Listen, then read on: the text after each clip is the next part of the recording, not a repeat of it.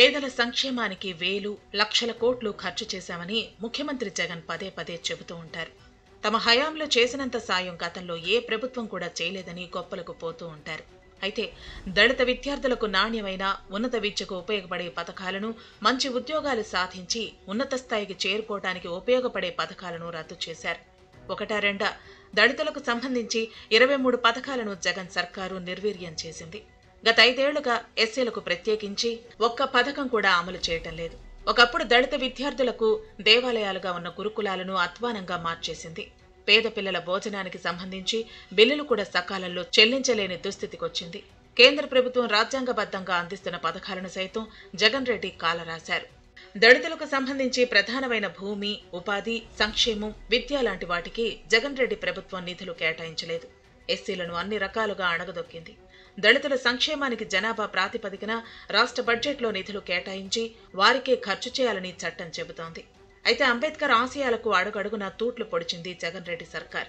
ఎస్సీలకు కేటాయించిన నిధులను ఖర్చు చేయకపోవడమే కాకుండా సప్లాన్ నిధులను జగన్ రెడ్డి సర్కార్ నవరత్నాల కోసం వాడేసుకుంది. నవరత్నాలను అందరితో పాటే ఎస్సీలకు పంచుతున్నా ఎస్సీలకు వేల కోట్లు ఖర్చు చేస్తున్నట్లు కాకిలెక్కలు చెప్పింది.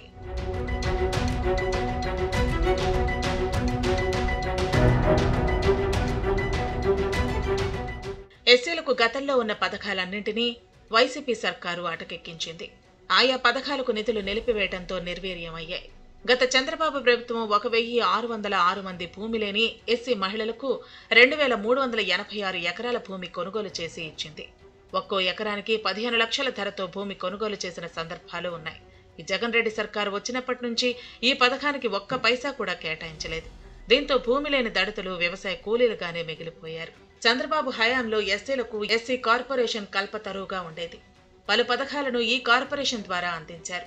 గ్రామీణ, పట్టణ ప్రాంతాల్లో ఆర్థికాభివృద్ధి పథకాలతో పాటు చిన్న తరహా వ్యవసాయానికి సంబంధించి ఎస్సీ రైతులకు సహాయ సహకారాలు అందించారు. ముర్రా గేదెలు, మేలు రకపు ఆవులు, గొర్రెలు, మినీ డైరీ తదితర ప్రయోజనాలు కల్పించారు. ఎస్సీ కార్పొరేషన్ ద్వారా వెట్టి, జోగినీలకు పునరావాస కార్యక్రమాలు, పేద రైతుల పొలాల్లో బోర్లు, పంపు సెట్లు, విద్యుత్ సౌకర్యం, భూమి అభివృద్ధి, భూమి లేని పేదలకు భూముల కొనుగోలు, ఇంటి స్థలాలను కొనుగోలు చేసి ఇవ్వటం వంటి పథకాలు అమలు చేశారు. అలాగే ఎస్సీలకు వడ్డీ లేని రుణాలు, ఎన్ఎస్ఎఫ్టీఎస్, ఎన్ఎస్కేఎఫ్టీఎస్ లాంటి పథకాల ద్వారా స్వయం ఉపాధి యూనిట్లకు రుణాలివ్వటం తదితర ఆర్థికాభివృద్ధి కార్యక్రమాలు చేపట్టారు. వైసీపీ ప్రభుత్వం వచ్చాక ఎస్సీ కార్పొరేషన్ను 3 ముక్కలు చేసి మాదిగ, మాల, రెల్లి కార్పొరేషన్లను ఏర్పాటు చేసింది.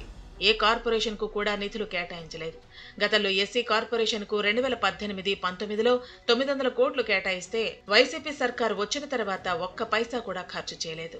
గత ప్రభుత్వంలో ప్రతి ఏటా వందలాది మంది ఎస్సీ యువత స్వయం ఉపాధి పథకాల ద్వారా పలు రకాల యూనిట్లు ఏర్పాటు చేసుకునేవారు. దీనికోసం ఎస్సీ కార్పొరేషన్ ద్వారా ఏటా సుమారు 400 కోట్ల దాకా ఖర్చు చేసేవారు. ఎస్సీ యువతకు స్వయం ఉపాధి యూనిట్లు ఏర్పాటు చేసేందుకు 60% దాకా సబ్సిడీ అందించేవారు. ఒక ఎస్సీ కార్పొరేషన్ ద్వారా 2.66 లక్షల మంది 3800 కోట్ల వరకు స్వయం ఉపాధి పథకాల ద్వారా లబ్ధి పొందారు. డ్రైవింగ్ వృత్తిలో ఉన్న యువతకు బ్యాంకుల ద్వారా రుణాలు ఇప్పించి 485 ఇన్నోవా కార్లు, 294 ఇతర కార్లు అందజేశారు.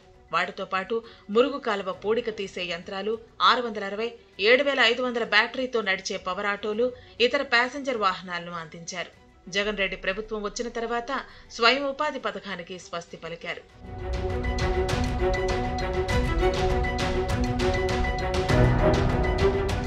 చంద్రబాబు సర్కార్ 4923 మంది విద్యార్థులను ఉన్నత చదువుల కోసం విదేశాలకు పంపించింది. వారిలో 493 మంది దళిత విద్యార్థులు ఉన్నారు. అంబేద్కర్ విదేశీ విద్య పేరిట ఒక్కొక్కరికి 15 లక్షల రూపాయల చొప్పున అప్పటి ప్రభుత్వం ఆర్థిక సాయం అందించింది. అందుకోసం 380 కోట్లు ఖర్చు చేసింది. జగన్ సర్కార్ వచ్చిన తర్వాత విదేశీ విద్య సాయాన్ని నిలిపివేసింది. 3.5 ఏళ్లకు తిరిగి విదేశీ విద్యను ప్రారంభిస్తూ పథకంలో అంబేద్కర్ పేరును తొలగించారు. రకరకాల నిబంధనలు పెట్టి దళితులకు విదేశీ విద్యను దూరం చేశారు. అలాగే ఏపీ స్టడీ సర్కిల్స్ తో పాటు విద్యోన్నతి పథకాన్ని రద్దు చేశారు. గతంలో వేలాది మంది దళిత విద్యార్థులు AP study circles, Ambedkar study circles ద్వారా లబ్ధి పొందారు. ఉన్నత విద్య తర్వాత పోటీ పరీక్షలు రాసేందుకు ఈ స్టడీ సర్కిల్స్ ద్వారా కోచింగ్ తీసుకునేవారు. టీడీపీ సర్కార్ ఢిల్లీ, హైదరాబాద్ లాంటి నగరాల్లో కోచింగ్ సెంటర్లలో శిక్షణ పొందే అవకాశం కల్పించింది. అప్పట్లో ఎస్సీలు 2313 మంది, ఎస్టీలు సుమారు 1000 మంది దాకా ఈ పథకం ద్వారా లబ్ధి పొందారు. ఒక్కో దళిత విద్యార్థికి 1.20 లక్షల ఫీజుతో పాటు వసతి ఫీజు కూడా చెల్లించారు. ఇప్పుడు ఈ ఫలాలు అందకుండా చేశారు. గతంలో మెరికల్ లాంటి పేద ఎస్సీ విద్యార్థులను ఎంపిక చేసి పేరున్న కార్పొరేట్ స్కూళ్లలో చేర్పించి నాణ్యమైన విద్య అందించేవారు. ఏటా 1,00,000 మందికి పైగా ఈ అవకాశాన్ని పొందేవారు. ఏడాదికి ఒక్కో విద్యార్థికి హాస్టల్, బుక్స్ ఫీజు మొత్తం కలిపి 30,000 చెల్లించేవారు. ఇంజనీరింగ్, మెడికల్ కాలేజీల్లో సీట్లకు అగ్రవర్ణాల విద్యార్థులతో దళిత బిడ్డలు పోటీ పడేవారు. ఈ పథకం కింద చదువుకున్నవారు ఐఏఎస్, ఐపీఎస్లు అయిన వారు ఉన్నారు. జగన్ ప్రభుత్వం వచ్చిన తర్వాత బెస్ట్ అవైలబుల్ కార్పొరేట్ కళాశాలల అడ్మిషన్లకు స్వస్తి పలికారు.